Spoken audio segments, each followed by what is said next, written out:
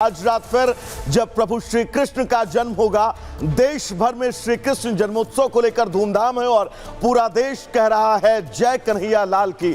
मथुरा से लेकर बरसाना और वृंदावन को सजाया गया है। भगवान कृष्ण की जन्मस्थली मथुरा में हजारों की संख्या में भीड़ और उनके भक्त जो हैं वो पहुंच रहे हैं। इस्कॉन मंदिरों में भी लगातार श्री कृष्ण भक्त जो हैं वो लगातार दर्शन को करने को पहुंच रहे हैं। साथ ही मंत्रों का जाप, हर एक मंदिर इस वक्त आपको रोशनी से लबालब सराबोर नजर आएगा।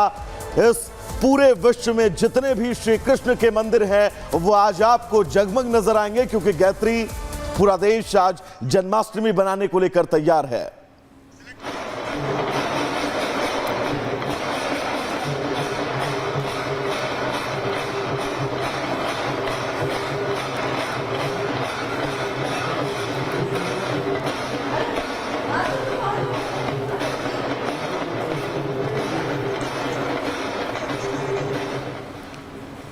तो बिल्कुल ये तस्वीर प्रभु श्री कृष्ण के उन तमाम मंदिरों से हम आप तक पहुंचा रहे हैं, ताकि आप ये समझ सकें कि आज जन्माष्टमी को लेकर देश भर में कितना उत्साह हो और हर कोई अपने आराध्य प्रभु श्री कृष्ण का जन्मोत्सव बनाने के लिए तैयार है। मथुरा से लेकर वृंदावन, हर एक वो मंदिर श्री कृष्ण का इस पूरे विश्व में कहीं पर भी है, उस मंदिर को आज दिव्यता और भव्यता के साथ सजाया गया है। और वजह वही है, जैसा कि मैंने आपसे जिक्र भी किया, वो अद्भुत संयोग जब भाद्रपद की काली रात और श्री कृष्ण का जन्म हुआ था, और आज वो संयोग फिर जिसको मनाने को लेकर पूरा देश जो है वो उत्सुक है। अपने आराध्य प्रभु श्री कृष्ण के बस वो एक झलक पाना चाहता है, जिसके लिए मंदिरों में सुबह से ही लंबी कतारें जो हैं वो लग गई हैं। पूरा देश आज एक सुर में कह रहा है हाथी घोड़ा पाल की, जय कन्हैया लाल की। और अपने आराध्य प्रभु श्री कृष्ण को मनाने के लिए, योगेश्वर श्री कृष्ण को मनाने के लिए मंदिरों में भक्तों के पहुंचने का सिलसिला लगातार जारी है। हर एक मंदिर वो विश्व में कहीं पर भी क्यों ना हो, आज सच कर तैयार है। और हर एक मंदिर से हम आपको सीधा तस्वीरें भी दिखाएंगे कि आज जन्माष्टमी के इस पावन मौके को लेकर, इस पावन पर्व को लेकर देश कितना उत्साहित है। श्री कृष्ण के जो अनन्य असंख्य भक्त हैं वो भक्त कितना उत्साहित हो, और वो भक्त बस उस पल का इंतजार कर रहे हैं। तस्वीरें जो हम आपको आपकी टीवी स्क्रीन पर दिखा रहे हैं, ये देश की राजधानी दिल्ली की तस्वीरें हैं, जहां पर मंदिर प्रभु श्री कृष्ण का उसको फूलों से सजाया गया है। और प्रभु के वो रात के दर्शन, जिस दर्शन को लेकर हर एक कृष्ण भक्त व्याकुल है। ये तस्वीर हम आपको गुजरात की राजधानी अहमदाबाद की दिखा रहे हैं, यानी कि दिल्ली हो, गुजरात हो, हरियाणा हो, उत्तर प्रदेश, राजस्थान, मध्य प्रदेश, छत्तीसगढ़, देश के वो तमाम राज्य, विदेश के वो तमाम प्रभु श्री कृष्ण के मंदिर आज सच कर तैयार हैं।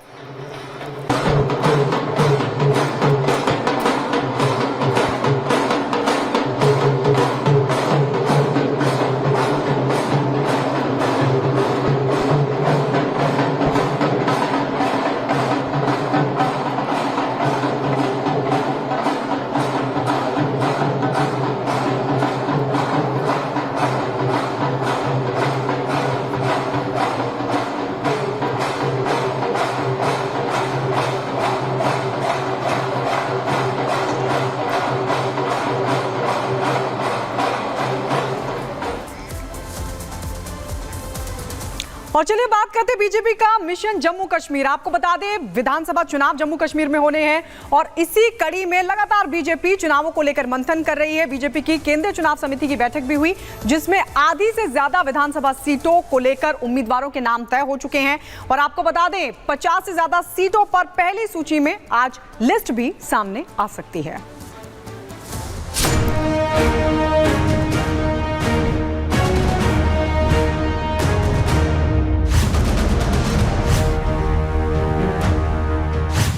जम्मू कश्मीर में विधानसभा चुनाव का ऐलान हो गया है। पहले चरण की वोटिंग में अब एक महीने से भी कम का वक्त बचा है, लिहाजा बीजेपी ने इस चुनाव के लिए अपनी पूरी ताकत झोंक दी है। श्रीनगर से दिल्ली तक बैठकों का दौर जारी है। उम्मीदवारों मुद्दों पर चुनावी रणनीति को लेकर लगातार मंथन हो रहा है, और इसकी कमान खुद केंद्रीय गृह मंत्री अमित शाह ने संभाली है। बीजेपी की केंद्रीय चुनाव समिति की बैठक में पीएम नरेंद्र मोदी, गृह मंत्री अमित शाह और बीजेपी के राष्ट्रीय अध्यक्ष जेपी नड्डा समेत कई वरिष्ठ नेता शामिल हुए।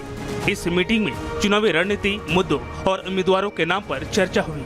जम्मू डिवीजन और कश्मीर डिवीजन दोनों को लेकर के अलग अलग चर्चा हुई है। राम माधव जी किशन रेड्डी के साथ जब पीएम नरेंद्र मोदी ने चर्चा की है तो फोकस जम्मू डिवीजन पर सबसे ज्यादा रहा, क्योंकि जम्मू डिवीजन में 43 सीटें आती हैं और 43 सीटों में से 34 सीटें ऐसी हैं जो कि हिंदू बाहुल्य हैं या फिर यहाँ पर हिंदू मतदाता निर्णायक भूमिका निभाते हैं।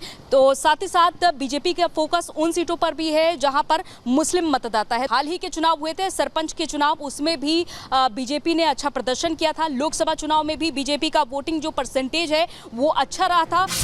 जम्मू कश्मीर विधानसभा चुनाव के लिए पार्टी ने आधे से ज्यादा सीटों पर नाम तय कर लिए हैं। साथ ही बैठक के दौरान जम्मू की सभी सीटों पर सहमति बन गई है।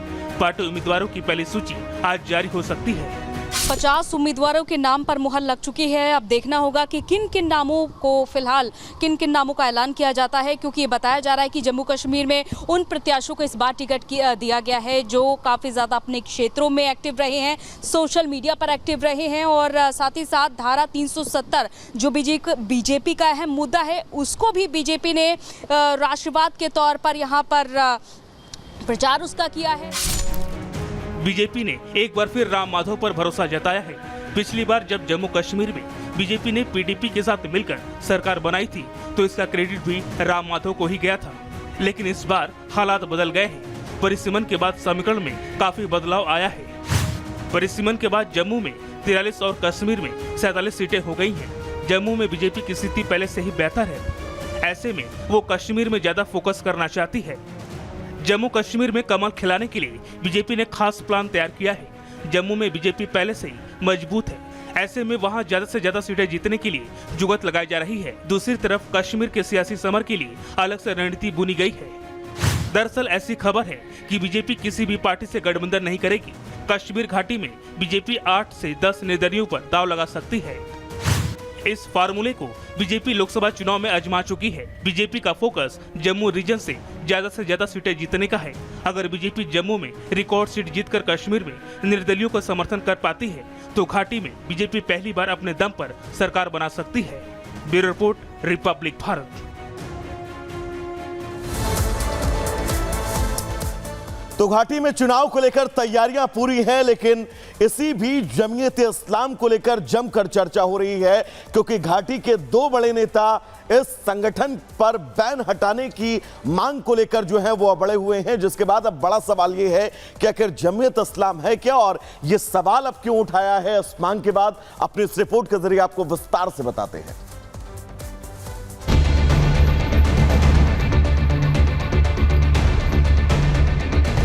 गवर्नमेंट ऑफ इंडिया को जमात इस्लामी के ऊपर बैन हटाना चाहिए। वो अपने सिंबल पे कैंडिडेट उठाएं, अपने पार्टी जमात इस्लामी के नाम पे कैंडिडेट उठाएं।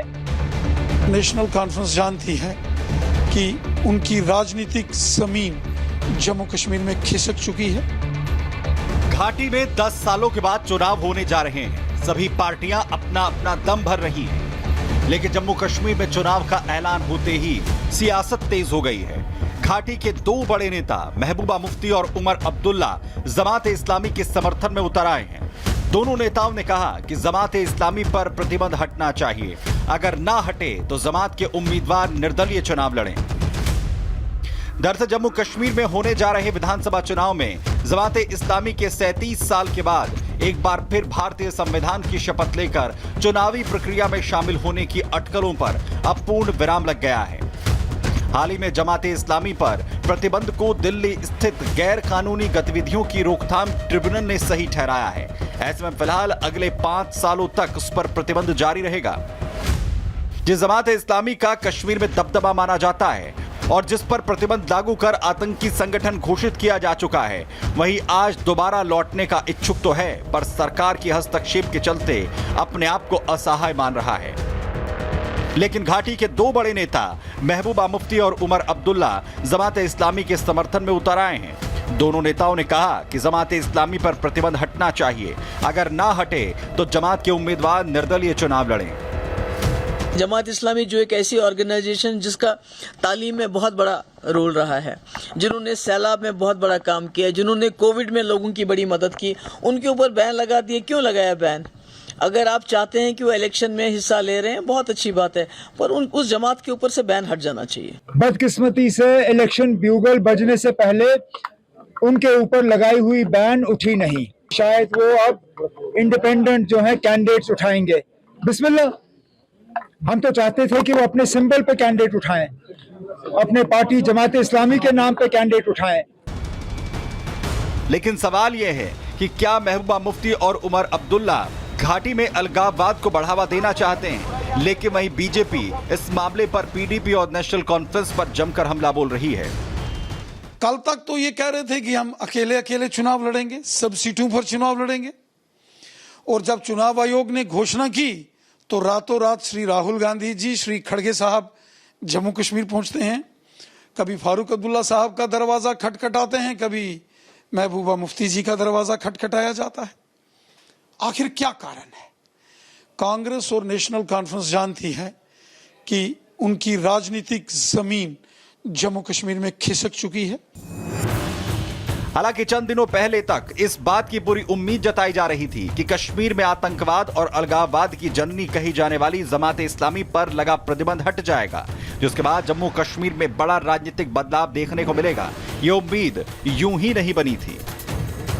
इस साल जुलाई महीने में जमाते इस्लामी के नेता अब्दुल हमीद गनी उर्फ हमीद फयाज ने कहा था कि गुलाम कादिर वानी के नेतृत्व से हमारी एक समिति विधानसभा चुनाव में शामिल होने के मुद्दे पर केंद्र के साथ बातचीत कर रही है। हाल ही में संपन्न हुए लोकसभा चुनाव में बड़ी संख्या में जमाते इस्लामी के नेताओं और कार्यकर्ताओं ने वोट भी डाले थे। जमाते इस्लामी पर केंद्र सरकार ने फरवरी 2014 में 5 वर्ष के लिए प्रतिबंध लगाया था। इस प्रतिबंध को इसी साल फरवरी में